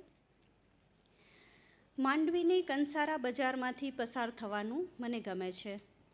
ચિરંજીવી મનીષાના જન્મ પ્રસંગે આ શબ્દો મમ્મીએ અહીંથી ખરીદેલા વાસણો પર કોતરાવ્યા હતા. વર્ષો વીત્યા, મારા હાથ પગની ચામડી બદલાતી રહી અને એ વાસણો પણ ઘરના સભ્યો જેવા જ વપરાઈને ઘસાઈને વધુને વધુ પોતાના બનતા ગયા. એ વાસણોની તિરાડને રેણ કરાવવા હું અહીં કંસારા બજારમાં આવું છું ત્યારે સાથે સાથે સંધાઈ જાય છે મારા છૂટાછવાયા વર્ષો પણ. ગોબા પડેલા ટીપાઈ રહેલા વાસણોના અવાજ કાનમાં ભરી લઈ હું અહીંથી પાછી જાઉં છું ત્યારે ખૂબ સંતોષથી જાઉં છું. એ વાસણો જ્યાંથી લીધા હતા એ દુકાન કઈ, એ દુકાનદાર કોણ, કાંઈ ખબર નથી. છતાં આ બજારના ચીરકાલીન અવાજ વચ્ચેથી હું ચૂપચાપ પસાર થતી હોઉં છું ત્યારે સતત એમ લાગ્યા કરે છે કે હું અને આ અવાજ ક્યારેય મરતા નથી. નવા નવા દંપતી અહીં આવે છે. મારા માટે નવું નામ પસંદ કરીને વાસણો પર કોતરાવીને મને તેમના ઘેર લઈ જાય છે. હું જીવું છું વાસણોનું આયુષ્ય, અથવા તો બેસી રહું છું માંડવીની કંસારા બજારમાં જુદી જુદી વાસણોની દુકાનોના પગથિયા પર. હું અહીં જ અટકીશ કારણ કે આ ખૂબ લાંબી કવિતા છે. Thank you very much. મનીષાએ આ કવિતાને, કંસારા બજારની કવિતાને થોડી ટૂંકાવી, પણ એક મારી અંગત વાત કહું કે 3 અઠવાડિયા પહેલાં મુંબઈ સમાચારમાં, ત્યારે મને ખબર નહોતી કે મનીષા અહીંયા આવવાના છે, પણ એ વખતે મેં કંસારા બજાર કવિતાનો આસ્વાદ કરાવેલો. અને મનીષા, તમને જાણીને આનંદ થશે કે આ લાંબી કવિતાનો આસ્વાદ એટલો બધો લોકોને ગમ્યો છે કે મને ઓછામાં ઓછા 10થી 15 ફોન આવ્યા અને બીજા SMS આવ્યા. એટલે આમાં મારું કંઈ જ નથી, પરંતુ મારે કહેવાનું એટલું જ છે કે તમે આ કવિતાને ટૂંકાવી, પણ વાસ્તવમાં એ કવિતાના અંતમાં એ પોતે જ કંસારા બજારનું વાસણ થઈ જાય છે. તો આજે એનું આખું પરિવર્તન છે. એ પરિવર્તન એક કવયિત્રી માણસની સંવેદનાને જ્યારે પોતાની કવિતામાં ઉતારતી હોય છે ત્યારે એની સંવેદનાઓ પણ કેટલા બધા વેશ પલટા કરીને આવતી હોય છે એની સામે. એનું એક ઉત્તમ ઉદાહરણ એટલે મનીષાની કવિતા છે. અને મને આનંદ થયો કે મનીષાએ પોતાની કવિતામાં આ બધી વાતો બહુ સુંદર રીતે કરી. અને ખાસ તો વાઘ, નાગ, કાચબો, ગરુડ, આ બધા વાહનો આપણે જોઈએ છે, આપણે એને પગે લાગીએ છીએ, આપણે એને નમીએ છીએ, પણ ડરતા નથી. મનીષાએ એક નવો દૃષ્ટિકોણ આપ્યો છે કે પરંપરાને પડકાર ફેંકો તો એનો અવાજ પણ નગદ નાણાં જેવો સંભળાતો હોય છે તમારી કવિતામાં. આભાર મનીષા તમારો કે આટલી સુંદર કવિતા, એક નવી રીતિની કવિતા, તમે નવા પેઢીના છો એટલું જ નહીં પણ નવી રીતિના પણ છો, એનો અમને પરિચય તમે કરાવ્યો છે. હવે હું આમંત્રણ આપીશ આજની સાંજના છેલ્લા કલાકારને, શ્રી રિંકુ પટેલ. એ જે પાત્રનો અભિનય કરશે એ પાત્ર કૈકેયીનું છે. વાસ્તવમાં તમે જુઓ કે આ મજાની એ વાત એ છે કે અહીંયા જે પાત્રો પસંદ કર્યા છે, કૈકેયી હોય કે ઉર્મિલા હોય, બંને સ્ત્રી છે અને બંને રામાયણમાંથી લેવામાં આવેલા છે. એટલે રામાયણ કઈ રીતે એક આદર્શ ગ્રંથ બની જાય છે એનો પરિચય પણ આ પાત્રો આપે છે. આ બધા પાત્રો આપણી ભીતર બેઠેલા છે, પણ એ ભીતર બેઠેલા પાત્રોને કેટલાકને આપણે ઓળખીએ છીએ, કેટલાકને ઓળખતા નથી, અને કેટલાકને નથી ઓળખતા એવો ઢોંગ પણ કરતા હોઈએ છીએ. તો કૈકેયી એ વાસ્તવમાં ધૂમકેતુની માફક એકવાર જ દેખા દે છે રામાયણમાં, છતાં ઉલ્કાપાત મચાવી નાખે છે. કૈકેયી માટે વિલાસિની શબ્દ ખૂબ જ ઉચિત બની જાય છે. જો મંથરા ન હોત તો કઈ ન બની શકત. કે માનવથી તમે નીચી કક્ષાએ જાઓ તો એ મંથરાનો સાક્ષાત્કાર કરાવે છે, અને માનવથી ઊંચી કક્ષાએ જાઓ તો તમે સીતાનો સાક્ષાત્કાર પણ કરી શકો છો. તો એ સીતા તો આજે આપણી પાસે નથી, આપણી ભીતર છે, પણ એ સ્ત્રીની જે રુજુતા છે એ રુજુતા એ સીતાનું પ્રતીક બની જાય છે. તો દરેક કાળી બાજુની પેલી તરફ એક શુભ્રતા પણ હોય છે. કઈને પણ કહેવું છે, આપણે વાત કરવી છે કે એ પણ કઈ રીતે શ્યામ અને શ્વેત આ બંને રંગોથી એ પાત્ર મિશ્ર થયેલું લાગે છે. પાત્રને સાકાર કરશે શ્રી રિંકુ પટેલ. રિંકુ પટેલ એ નામ જ મધુર નથી, પરંતુ એનું કામ પણ મધુર છે. કારણ કે રિંકુ એ રંગભૂમિના કલાકારા છે, અભિનેત્રી છે, અને ખરેખર એક ઉભરતા કલાકાર કેટલું બધું સારું કામ કરી શકે છે એનો પરિચય આજે રિંકુ આપણને કઈના પાત્ર દ્વારા કરાવશે. હું રિંકુને આમંત્રિત કરું છું. રિંકુ પટેલ, આવો અને કઈને જગાડો.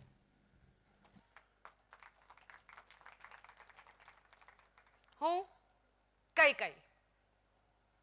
નરેશ, રાજા અશ્વપતિની પુત્રી, અયોધ્યાપતિ મહારાજ દશરથની ધર્મપત્ની, રાજકુમાર ભરતની જનેતા. હું કઈ પણ સાચું કહું તો મારે તમને આટલી લાંબી ઓળખાણ આપવાની કોઈ જરૂર નથી, નહીં? કારણ કે કઈ નામની બીજી કોઈ સ્ત્રીને તમે ઓળખતા જ નથી.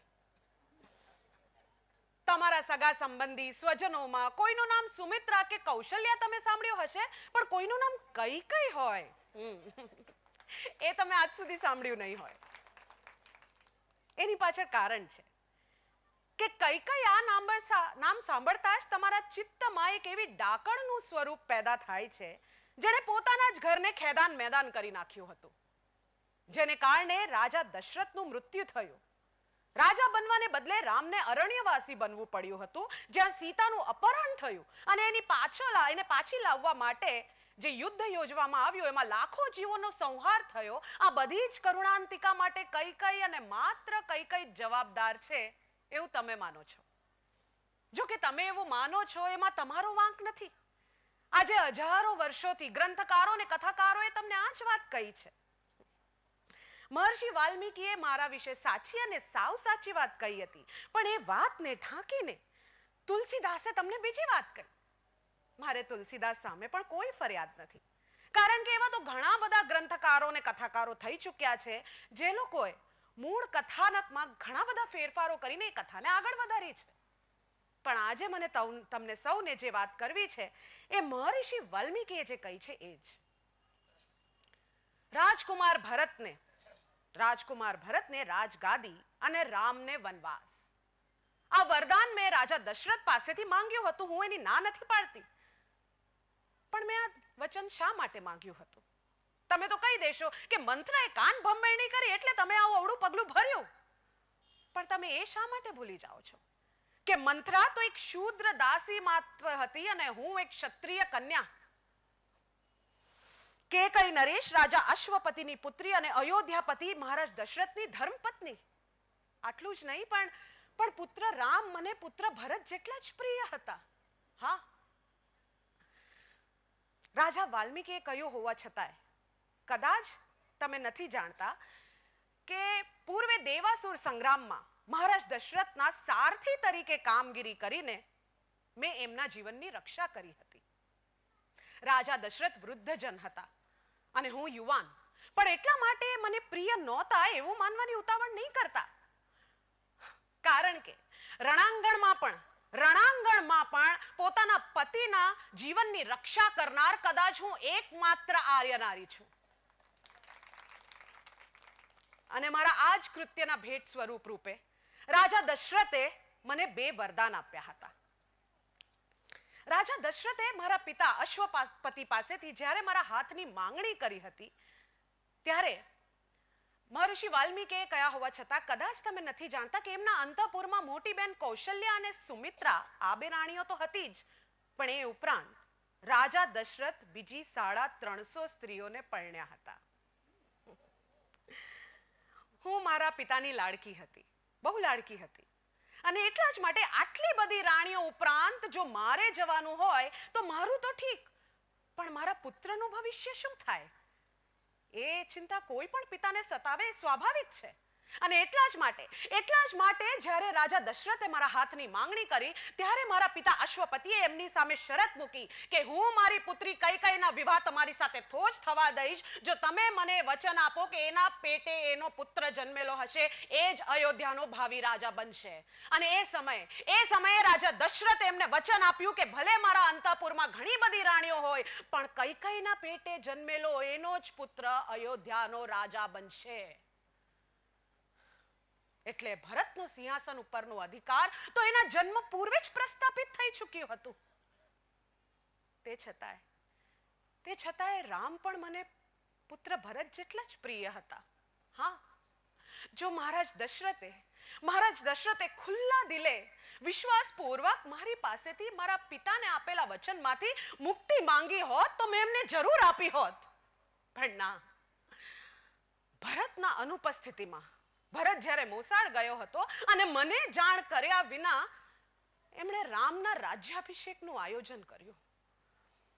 નગરમાં જ્યારે ઉત્સવ ઉજવાઈ રહ્યો હતો ત્યારે મંથરાએ આવીને સૌપ્રથમ મને આ સમાચાર આપ્યા. રાજા દશરથ મારા પતિ હતા, પ્રિય પતિ હતા, ધર્મ પુરુષ હતા, પણ તે છતાંય જે રીતે એમણે રામના રાજ્યાભિષેકનું આયોજન કર્યું હતું એમાં પૂર્વે આપેલા વચનનું ઉલ્લંઘન નહોતું. હતું જ.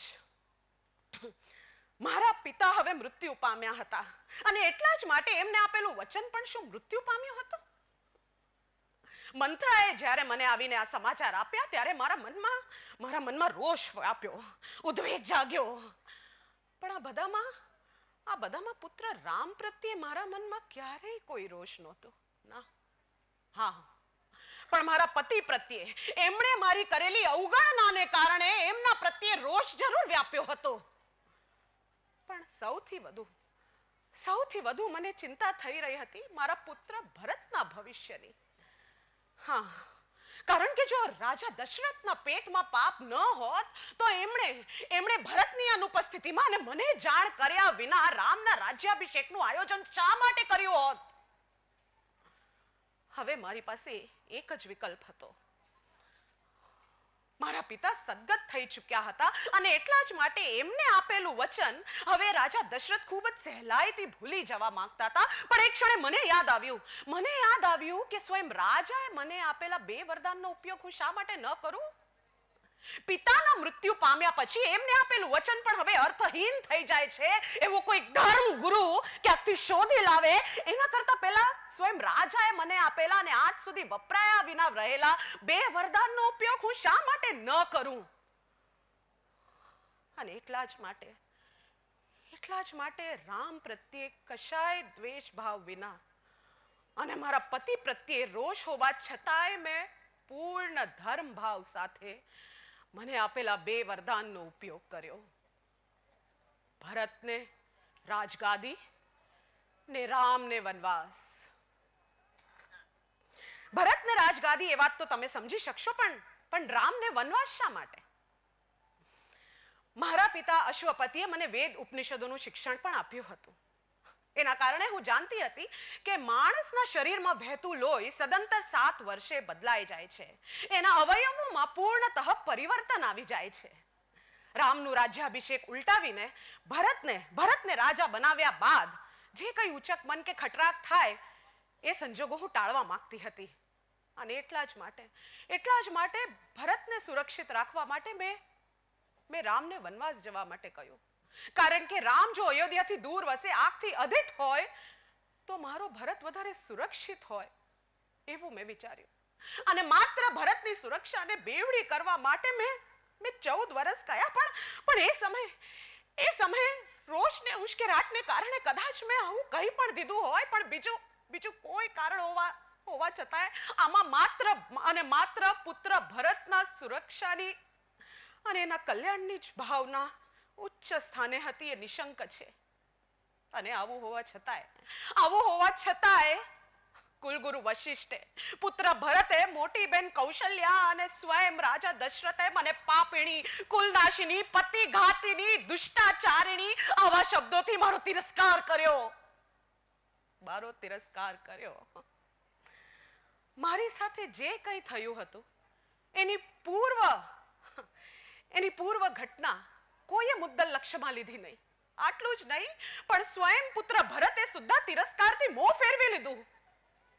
અરે ઉશ્કેરાટ ને રોષને કારણે મેં જો કોઈ અવળું પગલું ભર્યું હોય તે છતાંય મને એમાં ન્યાય મળવો જોઈએ એવું તમને નથી લાગતું? રોષ અને ચિંતાને હેઠળ તો પણ આટલા વર્ષો પછી મારી સાથે પતિ, પુત્ર, કુલગુરુ, અયોધ્યાની પ્રજા અને તમે સૌ 5000 વર્ષો પછી પણ જે ભાવ ધરાવી રહ્યા છો એમાં ન્યાય છે ખરો? મારું આટલું દુર્ભાગ્ય ઓછું હતું કે જ્યારે હું પુત્ર ભરત સાથે રામને ચિત્રકૂટથી પાછી લાવવા માટે જઈ રહી હતી ત્યારે માર્ગમાં ભરદ્વાજ ઋષિના આશ્રમમાં એમની ચરણ વંદના કરતી વખતે ભરતે મારું પરિચય આપતા કહ્યું કે જે અત્યંત ક્રોધી સ્વભાવની છે, જે દુષ્ટાચારિણી છે, જે પાપીણી છે, જે ચહેરે મોરે તો આર્ય સ્ત્રી લાગે છે પણ વાસ્તવમાં રાક્ષસી છે, એ આ સ્ત્રી મારી માતા છે. રાક્ષસી. કોઈ પુત્રે પોતાની સગી માતાનો, પોતાની જનેતાનો આવો નિરાધાર કર્યો હોય એનો જોટો તમને ક્યાંય જોવા મળે છે ખરો? ઉશ્કેરાટને કારણે, રોષને કારણે મેં જો કોઈ ભૂલ કરી હોય તે છતાં એ ક્ષણે તો હું રામને પાછી લાવવા માટે જઈ રહી હતી ને. મારું એક રાણીનું આ રીતે નતમસ્તક થઈને જવું શું પૂરતું પ્રાયશ્ચિત નહોતું? કે પછી મને પ્રાયશ્ચિતનો પણ અધિકાર નહીં? રોષના હેઠળ જો મેં કોઈ ભૂલ કરી હોય, અને હા મેં ભૂલ કરી હોય, તે છતાં એ સમગ્ર ઘટનાક્રમમાં એ ભૂલ થવી કેટલી સાહજિક છે એનો પણ થોડો વિચાર કરવો જોઈએ. એમાં પણ ધર્મ છે એવું તમને નથી લાગતું? હું તમારા બધા પાસેથી દયાની માંગણી નથી કરતી, ના, પણ મારી વાતોમાં, મારી શબ્દોમાં ક્યાંય સચ્ચાઈનો અંશ છે એવું તમને લાગતું હોય તો હું તમારા સૌ પાસેથી ન્યાય માંગુ છું. અને તમે બધા મને ન્યાય ન આપી શકવાના હો તો એ મને કંઈ વાંધો નથી, કારણ કે 5000 વર્ષોથી સહેતી આવી છું. આજે નહીં તો કાલે નહીં તો પરમ દિવસે તમારામાંથી જ કોઈ કવિએ કહ્યું છે ને, કાલો લયમ નિખદી વિપુલાચ પૃથ્વી. કાળ અનંત છે અને પૃથ્વી અત્યંત વિપુલ.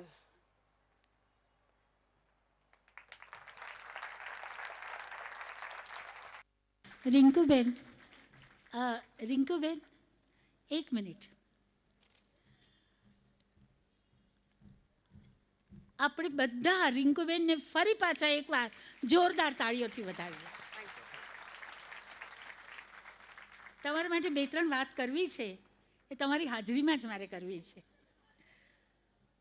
એમણે સફેદ વસ્ત્રો એટલા માટે નહોતા પહેર્યા કે દશરથ નથી માટે. આ સફેદ વસ્ત્રો પાછળ એક બહુ મોટું રહસ્ય હતું, અને એ રહસ્ય એ છે કે કઈ જ્યાં સુધી આ પૃથ્વી ઉપર યાદ થતી રહેશે ત્યાં સુધી એના વસ્ત્ર પર પણ એક કાલીમાં નથી રહેવાની, એક કાલીમાનો ડાઘો નથી રહેવાનો. આ એનું છે. રિંકુબેન, તમારી પાસે ઈશ્વર દત્ત એક બહુ મોટી મૂડી છે, અને એ મૂડી છે તમારો અવાજ. તમે જે પાત્ર ભજવશો એ પાત્રમય બની જાય છે. તમે એ પાત્ર બની ગયા હો એવી મને અનુભૂતિ થઈ. અને એટલા માટે હું ફરી પાછી કહીશ કે રિંકુબેન, તમારી પાસે જે પાત્રની મૂડી છે એ પાત્રની મૂડીને તમે અવાજની મૂડીને ક્યારેય કોઈની પાસે જવા નહીં દેતા. દમામ ભર્યો અવાજ, બુલંદ અવાજ, બુદ્ધિશાળી સ્ત્રીનો અવાજ અને શુદ્ધ ઉચ્ચારવાળો અવાજ, જે અમારા જેવા અવાજ સાથે અને સાહિત્ય સાથે જીવનારાને પણ જીતી લે, એનું નામ રિંકુ પટેલ છે. Thank you. આજે ઉર્મિલાની સ્ક્રિપ્ટ જેમણે લખી તે શ્રીમતી હેમા દેસાઈના આપણે ખૂબ ખૂબ આભારી છીએ. અને કઈ સ્ક્રિપ્ટ જેમણે લખી એ આપણા જાણીતા અને માનીતા શ્રી દિનકર જોશી છે. એમનો હું અંતઃકરણપૂર્વક આભાર માનું છું. અને આ કાર્યક્રમ પૂરો થાય એ પહેલાં શ્રીમતી રૂપા દિવેટિયા, શ્રી સેજલ પોંડા, ડૉક્ટર મંજરી મજુમદાર, શ્રીમતી મનીષા જોશી, રિંકુ પટેલ, હિતેનભાઈ આનંદપરા અને આપ સૌનો હું અંતઃકરણપૂર્વક આભાર માનું છું. કારણ કે આ વિદ્યા જ્યાં વિહરી રહી છે એવા ક્ષેત્રમાં મને ફરી એક વખત બોલવાની અને આ વડીલોને યાદ કરવાની, લક્ષ્મી અને સરસ્વતીની જોડી પાસે પાસે છે, એ બંનેને યાદ કરવાની, સૌને યાદ કરવાની તમે તક આપી એ બદલ હું અંતઃકરણપૂર્વક આભાર માનું છું. અને આ જે જ્ઞાન યજ્ઞ છે એના 25 વર્ષ થયા છે હજી તો. એટલે આ જ્ઞાન યજ્ઞ અત્યારે પૂર્ણ યુવાવસ્થામાં છે. પરંતુ એ યુવાવસ્થામાં રહેલો યજ્ઞ જ્યારે 50 વર્ષનો થાય, પ્રૌઢત્વને પામે, અમે હોઈએ કે ન હોઈએ, પરંતુ આ જ્ઞાન યજ્ઞ પોતાનું સાતત્ય જાળવતો રહેશે એ જ હું ઈશ્વરને પ્રાર્થના કરું છું. ધન્યવાદ.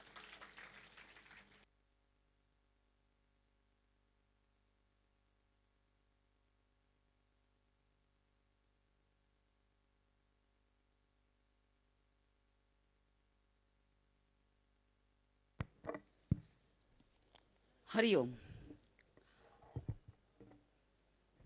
નારી સંવેદનાને અલગ અલગ દૃષ્ટિકોણથી આપણી સમક્ષ અભિવ્યક્ત કરવા માટે તમામ કલાકારોના અમે ઋણી છીએ. અને આ કલાકારોને વચ્ચે જે મૃદુ અવાજે આપણી સમક્ષ પ્રવક્તા તરીકેની ફરજ બજાવતા હતા એ ડૉક્ટર નલિનીબેન, એમણે બધાનો આભાર માન્યો, પણ એમનો આભાર મારે માનવો જોઈએ. કારણ એ મારા ગુરુ. મારી નોકરીની પહેલી શરૂઆત એ જ્યાં નોકરી કરતા હતા ત્યાંથી થઈ હતી. એમની પાસેથી હું ઘણું બધું શીખી અને હંમેશા એમની વિદ્યાર્થીની જ રહેવા માગું છું. આવી નારી સંવેદનાને અભિવ્યક્ત કરવા માટેની એક ક્ષણ કોઈ પણ વિચાર કર્યા વગર હિતેનભાઈએ જ્યારે મને આ વાત કરી ત્યારે મારા મનમાં પણ વિચાર આવ્યો કેમ આવો પ્રયોગ અમે ન કરીએ અમારા આ જ્ઞાન યજ્ઞમાં. અને આ પ્રયાસ અમે કર્યો. અમે શ્રોતાગણોના પણ આભારી છીએ જેમણે અમારા પ્રયોગને સ્વીકાર્યો. અંતમાં ક્યાંક ને ક્યાંક કોઈકને કોઈ કુટુંબમાં આજે પણ એવી ઘટના બને છે કે સ્ત્રી જ્યારે ગર્ભાવસ્થામાં હોય અને પ્રત્યેક સાસુ, પ્રત્યેક ઘરના લોકો એમ જ ઈચ્છે કે પુત્ર રત્ન અવતરે. એટલે એક બાળકી જે ગર્ભમાંથી બહાર નથી આવી એની વેદના રજૂ કરવી છે. માં કહે ને, ક્યારે ઉલેચાશે આ ગર્ભના આ તિમિર? માં કહે ને, હજુ કેટલી વાર મારા જન્મને હવે? માં હું જાણું છું કે હું સલામત ઘનઘોર અંધકાર ત્યજી પ્રવેશવું અસલામત ઉજાસમાં, અને તુજથી વિખૂટા થઈને તુજને જ મળવાનું. અગણિત ઈચ્છાઓ મારે પૂરી કરવાની જે અધૂરી હતી તારી. 9 માસ વિરહ તે અને મેં બંનેએ વેઠ્યો. સમજાય નહીં શું મુજને કે મિલન અને જુદાઈનો મર્મ શું હતો? માં કહે ને, હજુ કેટલી વાર મારા અવતરણની? માં કહે ને, ક્યારે ઉલેચાશે ગર્ભના આ તિમિર? કહે ને, હજુ કેટલી વાર મારા જન્મને હવે? આ નારી સંવેદનાની વાત હજુ પણ આપણા કર્ણપટ પર ગુંજતી રહે છે અને એને દૂર કરવાનો પ્રયત્ન પણ આપણે જ કરવાનો છે. ફરી એકવાર કજે સોમૈયા ટ્રસ્ટ, સોમૈયા સંસ્કૃતિ વિહાર અને સોમૈયા વિદ્યા વિહારના આ 25મા જ્ઞાન યજ્ઞમાં નારી સંવેદનાને અભિવ્યક્ત કરતો નાટ્યાત્મક પ્રસ્તુતિ બદલ આ તમામ કલાકારો, પ્રવક્તા હિતેનભાઈ આનંદપરા એ સૌના અમે ઋણી છીએ. હરિઓમ. હરિઓમ.